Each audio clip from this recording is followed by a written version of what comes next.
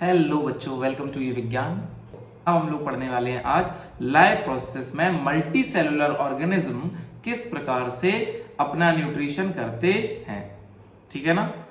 तो सबसे पहले क्या है कि न्यूट्रिशन एंड मल्टी सेलुलर में आ जाते हैं। ह्यूमन बीइंग का एग्जांपल सबसे बेस्ट है इसमें। ह्यूमन बीइंग आपके अगर हम बात करें और एनिमल्स दोनों में ही आपका सिमिलर रहता है। तो ह्यूमन बीइंग से स्टार्ट कर लेते हैं। ह्यूमन बीइंग में किस प्रकार से होता है। ह्यूमन बीइंग में क्या है बेटा, बहुत इजी है ह्यूमन बीइंग का। बस अपने आप को महसूस करना है, फील करना है, खुद में ही समझ में आ जाएगा कि हाँ ह्यूमन बीइंग का किस प्रकार से आपका होता है न्यूट्रिशन। ठीक है। तो सबसे पहले जैसे कि हमने खाना हमको मिला, मम्मी लाई हमारी थाली में, और हमने एक निवाला तोड़ा, एक और लेकर के जैसे मुंह में रखा। This process is known as ingestion. Ingestion क्या है, बस खाने को हमने एक और तोड़ा, एक बाइट ली और मुंह में रखा। This is ingestion. ठीक है ना। अब वो खाना हमने चबाया, तो जैसे हम चबाना शुरू कर दिए ना, तो जैसे चबाना शुरू कर दिया तो ये क्या हो जाएगा, डाइजेशन स्टार्ट हो जाएगा। Here the digestion begins itself. तो डाइजेशन वहां से स्टार्ट हो गया। अब वो डाइजेशन होते होते हमारे इसोफेगस यानी फूड पाइप से होते होते हमारे स्टमक में आता है फूड। स्टमक में फूड आता है, स्टमक भी अपनी प्रोसेस करता है, फिर बाहर निकल के आता है और लीवर अपना कुछ जूस देता है। उसके बाद में क्या होता है, पेनक्रियाज जो होती है उससे भी कुछ हमें इंपॉर्टेंट एंजाइम्स मिलते हैं। And then it goes to the small intestine, large intestine, further we excrete food. ये आपके एक शॉर्ट में मैंने आपको व्यू दिया किस प्रकार से होता है। अब कहां कहां क्या क्या इसके बीच में आएगा उस बारे में हम समझेंगे। तो सबसे पहले इस फिगर को देखो। क्या है बेटा, हमने जैसे फूड इनटेक करा तो ये माउथ के थ्रू हमने फूड इनटेक करा। ठीक है। अब जब हम माउथ से फूड इनटेक कर रहे हैं तो इसका मतलब क्या हो गया, as I have already told you, क्या हो गया, ये ingestion. Ingestion is all about intake of food, intake of food in our mouth. ठीक, या आवर हटा दो भाई, फूड का माउथ में इनटेक जो होता है उसको हम लोग क्या बोलेंगे, इंजेशन। Easy, okay. फिर देखो क्या है इसके बाद सेकंड इंजेशन के बाद हम लोग क्या होता है, मैंने बताया डाइजेशन। तो डाइजेशन यहां से स्टार्ट करते हैं। डाइजेशन प्रोसेस बेटा बहुत इंपॉर्टेंट है, बोर्ड ने कई सारी बार इस पर पूछा है। इसको पहले फिगर में समझ लेते हैं, फिर आगे चलते हैं किस तरीके से डाइजेशन होता है। तो अब फूड हमने खाया, जैसे कि हमने चबाना शुरू करा तो वैसे क्या होता है, हमारे माउथ में एक लिक्विड प्रेजेंट होता है, पता है ना। उस लिक्विड का नाम होता है क्या, सलाइवा। तो हमारे माउथ में जो सलाइवा प्रेजेंट होता है वो कैरी कौन करता है, सलाइवरी ग्लैंड्स। ठीक है ना। और वो कौन सी एंजाइम रखते हैं, वो देखो ग्लैंड समझ लो एक तरीके से पैकेट है। ठीक, वो रिलीज करती कोई एंजाइम, जिस एंजाइम का नाम होता है सलाइवरी अमाइलेज। क्या नाम होता है, सलाइवरी अमाइलेज।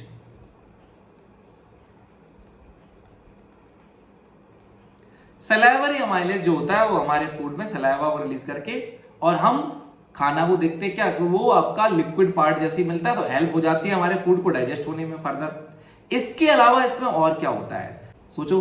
जो हम लोग मान लो रोटी खा रहे हैं, रोटी व्हीट में क्या प्रेजेंट है, starch. As I have told you, plants का स्टोर्ड फूड क्या होता है, स्टार्च। तो जो आपका स्टार्च प्रेजेंट है उस स्टार्च को डाइजेस्ट करने का काम कौन करता है, सलाइवा। तो सलाइवा उसको क्या करता है, प्रोसेस को कन्वर्ट करके कार्बोहाइड्रेट्स में कन्वर्ट कर देता है। स्टार्च को किस में कन्वर्ट कर देता है, कार्बोहाइड्रेट में। और स्टार्च जो है कार्बोहाइड्रेट में कन्वर्ट होने का मतलब ये होता है, carbohydrates are what, carbohydrates are sugars. Carbohydrates are sugars. तो इसका मतलब ये है बच्चे कि जो भी आपके पास प्रेजेंट रहते फूड में क्या, स्टार्च, उसको कन्वर्ट करना किसमें, कार्बोहाइड्रेट्स या फिर सुगर्स में। किसका काम है बेटा, ये फंक्शन होता है सलाइवा का। ठीक है ना। तो सलाइवा आपका ये काम किया करता है, इतने में कोई दिक्कत नहीं। ठीक है, चलो। अब क्या है, जब सलाइवा ये काम कर रहा है तो फूड जो है हमारा यहां से आगे बढ़ा। फूड आगे बढ़ा, देखो यहां पर क्या मिलता है, हमको मिलता है एपिग्लोटिस। टंग तो सबको पता है ना, टंग हेल्प करती है मिक्स करने में फूड और सलाइवा को आराम से। एपिग्लोटिस, एपिग्लोटिस क्या होता है, ये एक तरीके से बैरियर का हम कह सकते हैं फंक्शन करता है। Epiglottis functions here like a barrier. जैसे हमने खाना खाया ना, तो अब विंड पाइप और फूड पाइप हमारे पास दोनों सेम प्लेस पे है, तो क्या होगा, खाना को कैसे पता भाई, फूड में थोड़ी ना उसके पास दिमाग होता है फूड को कि भाई हमें विंड पाइप के थ्रू जाना है या फिर फूड पाइप के थ्रू जाना है, तो वो विंड पाइप में ना जाए, वाटर हुआ, फूड हुआ, वो आपको प्रोटेक्ट करता है। तो ये क्या है, एक तरीके से बैरियर का प्रोटेक्शन की तरह एक्ट करता है एपिग्लोटिस, ताकि फूड आइटम्स जो हैं वो हमारे किस में ना जाए, विंड पाइप में ना जाए। ओके, तो ये हो गया भैया। आगे चलो, इसोफेगस। इसोफेगस जो होता है उसको प्रोनाउंसिएशन जो होती है ई से होती है, पर लिखते कैसे हैं देख लो आप, ओ इसोफेगस है। तो इसोफेगस में आपका पहुंच गया। अब इसोफेगस में क्या होता है, ये एक फूड पाइप है, ऐसे देखो समझ लो, ये एक पाइप है, इसमें खाना आया। अब ये खाना इस तरीके से आया, तो जब बच्चे इसमें खाना आएगा ना, तो जब खाना इसमें आएगा, एंटर करेगा ना, तो क्या होगा, ये इस तरीके से फूलेगा, फिर पतला होगा, फिर फूलेगा, फिर पतला होगा, ये। तो इसमें क्या हो रहा है, ये प्लेसेस जो हो रही हैं कॉन्ट्रैक्ट हो रही हैं, और ये प्लेसेस जो हैं आपकी एक्सपेंड हो रही हैं। तो इसको हम बोलते हैं कि the contraction and expansion of food pipe, the contraction and expansion of food pipe is called peristaltic movement। ठीक है, तो फूड पाइप का इस तरीके से, इससे क्या होगा, फूड जो होगा बड़ी आसानी से आ जाता है। जैसे आपने देखा होगा समर में हम लोग पानी जैसे ऑन करते हैं ना, तो हमने स्विच ऑन करा तो एकदम से फुल फोर्स से एकदम फूल जाता है। फिर अगर हम लोग दबा देते ना हल्का सा, तो क्या होता है, पानी जो होता है आपका तेजी से आगे निकलता है, क्यों, क्योंकि प्रेशर बन जाता है, फिर आगे जाएगा। तो ये फूड पाइप जो है, ये कॉन्ट्रैक्शन और एक्सपेंशन के थ्रू बड़े आसानी से हमारे स्टमक तक क्या पहुंचा देता है, खाने को पहुंचा देता है। तो the contraction and expansion of food pipe is called peristaltic movement. Done, कोई दिक्कत इसमें, the contraction and expansion of food pipe. तो अब समझ लो इस फिगर से फिर से, अब जो है खाना हमने कहां पहुंचा दिया बेटा, यहां पर स्टमक में। ठीक है, इसको याद रख लेना कि हमने यहां से चले थे, सलाइवरी ग्लैंड्स मिले, फिर क्या हुआ, एपिग्लोटिस था, फिर फूड पाइप आ गया, अब फूड पहुंच गया स्टमक में। चलो अब स्टमक के फंक्शन देखते हैं बच्चे। Again we talk about stomach. Stomach में जाकर के क्या होगा, तो our stomach is like a bag. Consider कर लो आपके पास एक बैग है,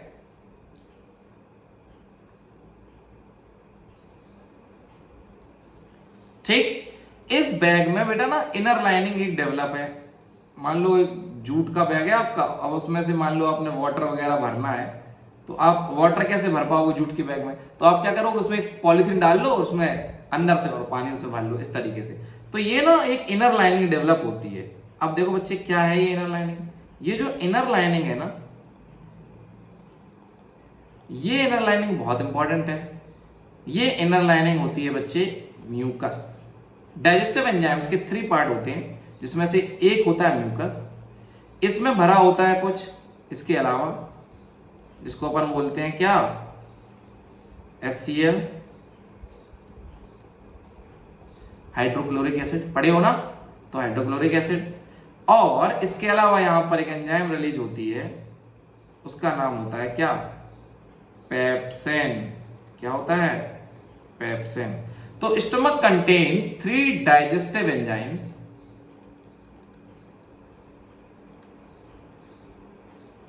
number 1 HCl, number 2 pepsin and number 3 mucus. सबके फंक्शन देखो बेटा। अब HCl जैसे कि नाम ही है उसका HCl का, तो HCl क्या करता होगा बेटा, HCl जो है वो आपके फूड में प्रेजेंट जर्म्स को क्या करता है, किल करता है। तो help to kill germs present in food.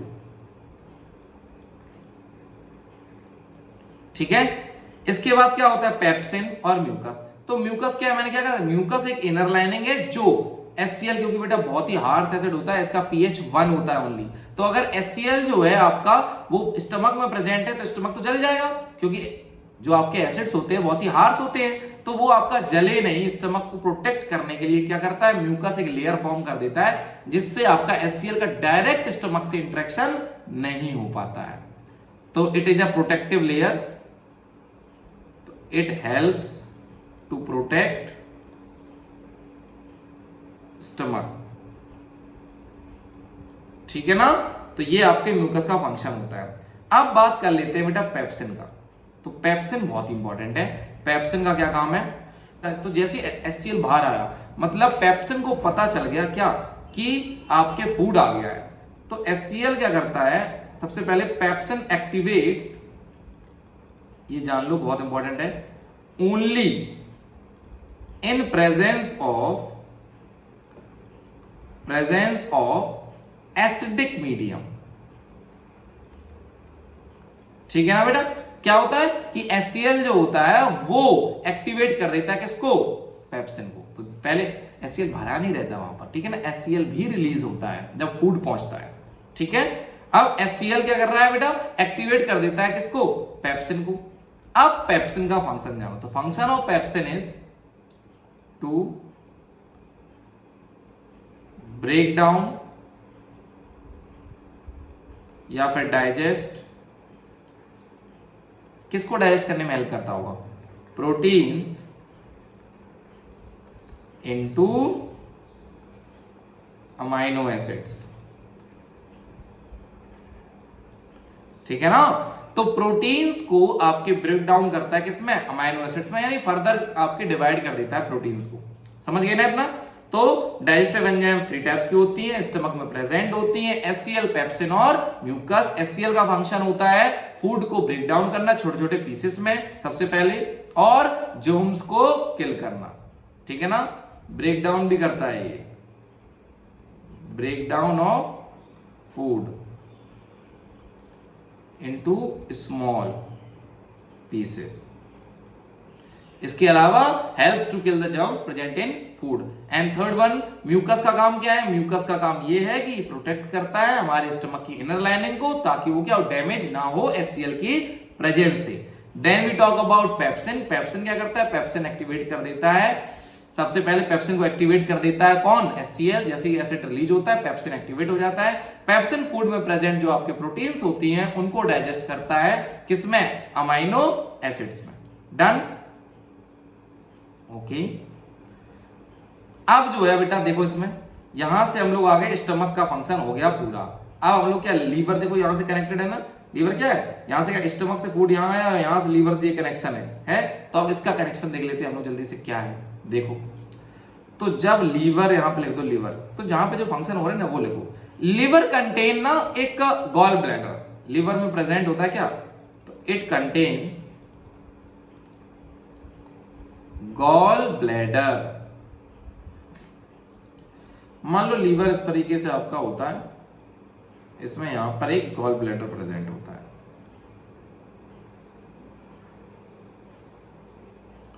ठीक है ना।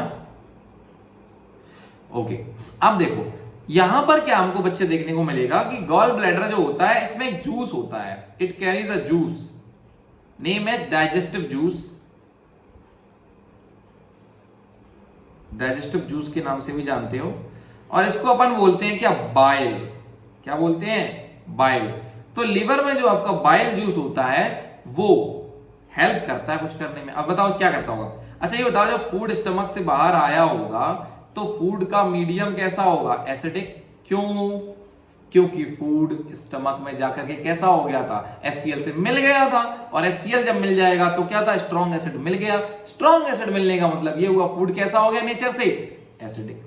अब जब फूड नेचर से एसिडिक हो जाएगा बच्चे, तो वो अगर बाहर इस तरीके से आएगा तो हमारी इंटेस्टाइन क्या हो जाएगी, डैमेज हो जाएगी। तो उसको प्रिवेंट करने के लिए और फूड को न्यूट्रल करने के लिए हमारा आ जाता है बाइल जूस।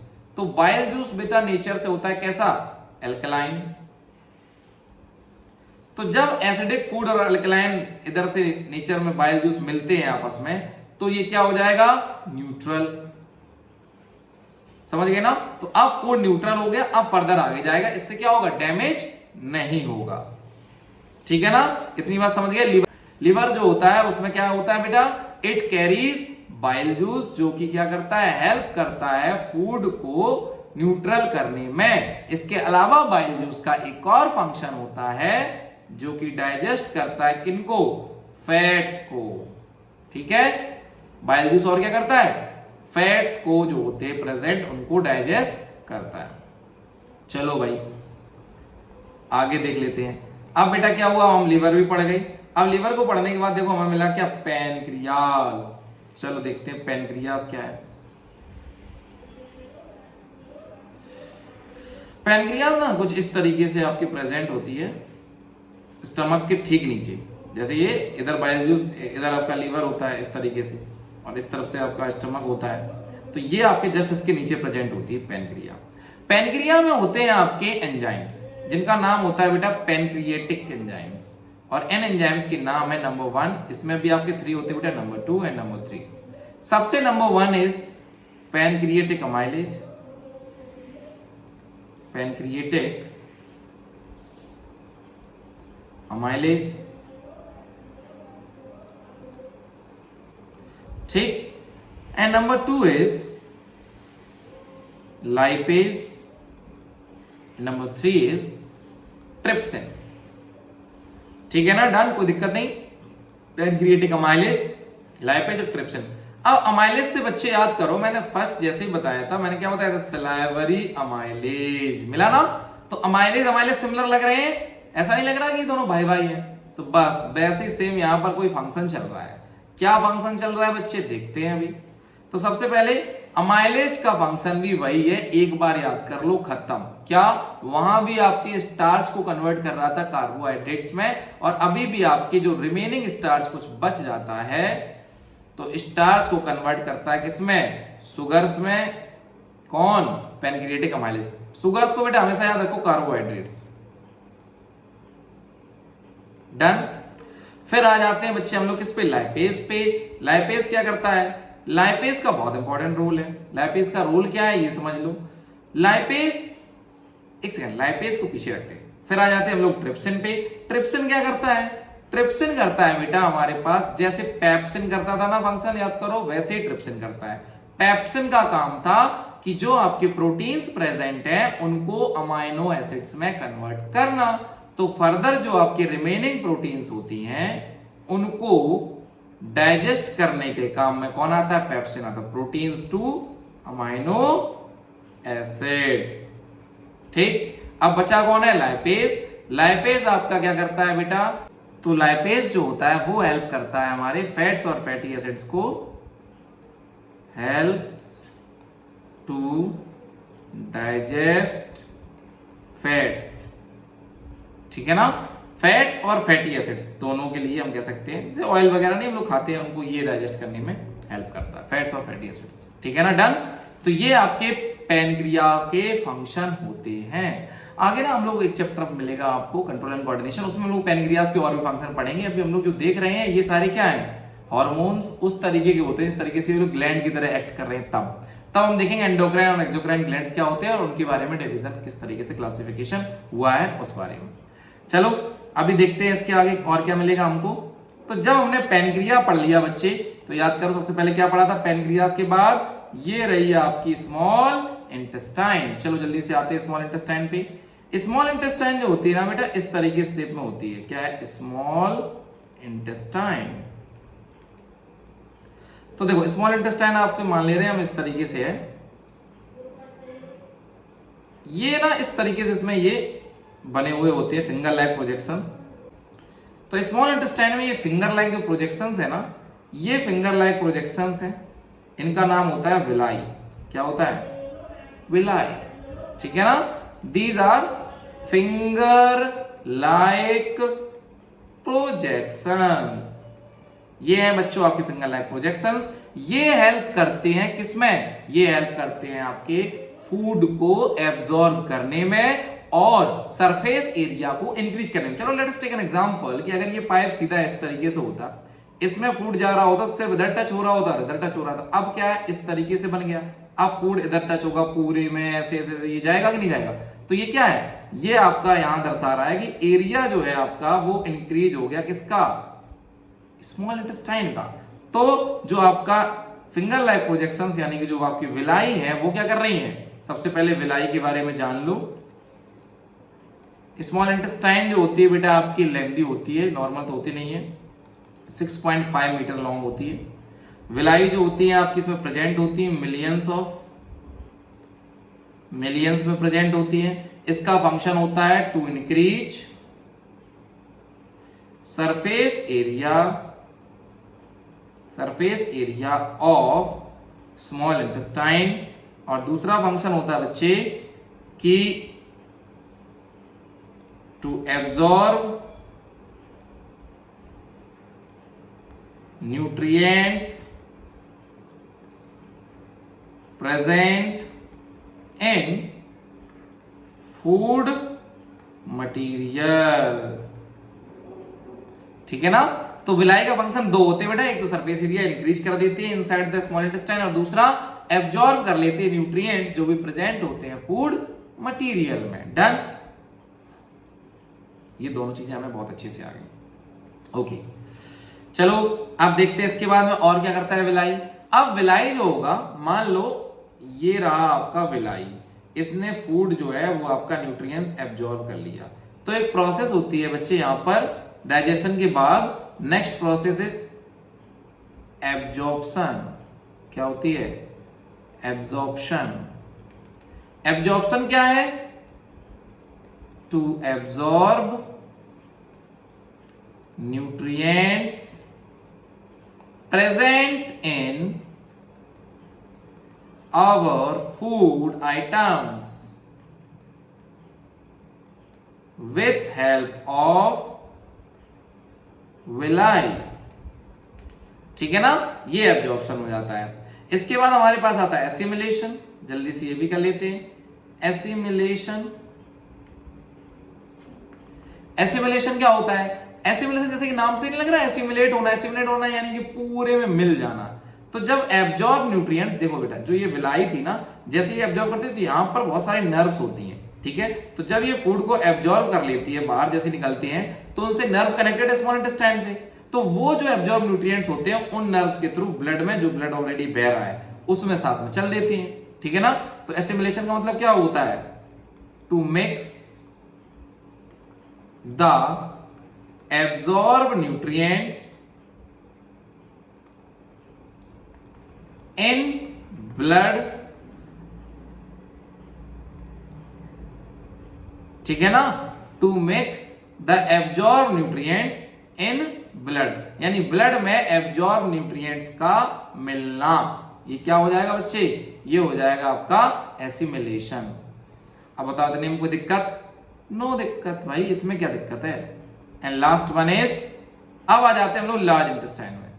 तो लार्ज इंटेस्टाइन जैसा कि नाम से नहीं लग रहा लार्ज, तो लार्ज भैया काम भी है इसका। लार्ज क्या करता है, लार्ज इंटेस्टाइन करता है बेटा, फूड जो होता है उसमें जो वाटर प्रेजेंट होता है, अभी तक फूड और वाटर जो थे वो दोनों साथ साथ थे, अब यहां से नहीं रहेंगे। यहां से क्या होगा, वाटर को ये एब्जॉर्ब कर लेता है, वाटर एब्जॉर्ब हो जाएगा, और जो फूड बचेगा तो ओनली फूड आगे जाएगा। क्या जाएगा, ओनली फूड आगे जाएगा, जिसका नाम हम लोग कह सकते हैं स्टूल भी कह सकते हो, और फीसेस भी कह सकते हो ये आपका, और वेस्ट फूड भी कह सकते हैं हम लोग यहां पर, ठीक है ना। ये सब जो काम है किसका था, लार्ज इंटेस्टाइन का था। देखो अब क्या बचा बच्चों, अब बचा हमारे पास इजेशन, यानी खाने को बाहर निकाल लेना। तो इजेशन बचा, तो इजेशन में क्या करेंगे, वेस्ट हमारा इकट्ठा हो जाता है लार्ज इंटेस्टाइन में, तो हम टाइम टाइम पे क्या कर देते हैं, उसको इजेशन के थ्रू, यानी इस प्रोसेस के थ्रू हम लोग बाहर निकाल देते हैं। इजेशन जो होता है उसके लिए क्या होता है, लास्ट में फूड जाके होल्ड हो जाता है लार्ज इंटेस्टाइन के, जिस जगह को हम लोग क्या बोलते हैं, रेक्टम। क्या बोलते हैं, रेक्टम। इस पिक्चर में हम लोग देख सकते हैं, यहां पर ये जो प्लेस होती है ना, यहां पर फूड आपका रुकता है, इसका नाम होता है रेक्टम। रेक्टम के साथ में जस्ट यहां पर प्रेजेंट होती है एक एनल स्फिंक्टर। क्या प्रेजेंट होती है, एनल स्फिंक्टर। कहां पर प्रेजेंट होता है, रेक्टम में। क्या प्रेजेंट होता है, एनल स्फिंक्टर। एनल स्फिंक्टर का फंक्शन क्या होता है बेटा? देखो जैसे मान लो खाना हमारे लिए पच गया, सब एकदम लार्ज इंटेस्टाइन में रुका है, तो जहां बैठे वहीं पॉटी हो जाती, पता कैसे चलता? तो क्या है ना, एनल स्फिंक्टर जो होता है लास्ट में जाकर के लगा होता है, जिसका सिग्नल डायरेक्ट हमारे पिट्यूटरी से कनेक्शन होता है, मास्टर ग्लैंड रिमेंबर। तो पिट्यूटरी से कनेक्शन होता है, जब हमारा ब्रेन कहता है, पिट्यूटरी कहता है कि ठीक है अब हमें पॉटी करनी है, तो जैसे हम जाके बैठते हैं तो एनल स्फिंक्टर जो होता है वो ऑन कर देता है उसको, और जो पाइप है हमारा रेक्टम वाला एनस तक जो जाता है वो ऑन हो जाता है। फर्दर हमारा जो स्टूल है या फीसिस है वो वेस्ट मटेरियल रिलीज हो जाता है, ठीक है ना। तो इसका फंक्शन क्या है? To regulate outgoing of stool. Done, very good, ये हो गया। और through anus we remove our faeces. Faeces कहो स्टूल कहो, बात एक ही है। डन, समझ में आया? पूरा न्यूट्रिशन हो गया। लार्ज इंटेस्टाइन भी आपकी समझ में आ गई, स्मॉल इंटेस्टाइन भी समझ में आ गई। स्मॉल इंटेस्टाइन और लार्ज इंटेस्टाइन के बारे में तुमने पूछा नहीं, हमने बताया नहीं। लार्ज इंटेस्टाइन होती है 1.6 मीटर की, 1.5 मान लो अप्रॉक्स में, ठीक है ना। तो 1.5 मीटर ये हो गई, 6.5 मीटर वो हो गई, टोटल कितना हो गया? 8। 1 मीटर का होता है आपका क्या, यहां से लेकर के यहां तक का, ये क्या, जिसका नाम है आपका फूड पाइप और माउथ तक। तो टोटल एलिमेंट्री कैनाल कितना हो गया? टोटल हो गया 9। 9 मीटर का होता है। लास्ट वाले पेज पर आइए, उधर आपके बताए दे रहे हैं क्या कि फूड पाइप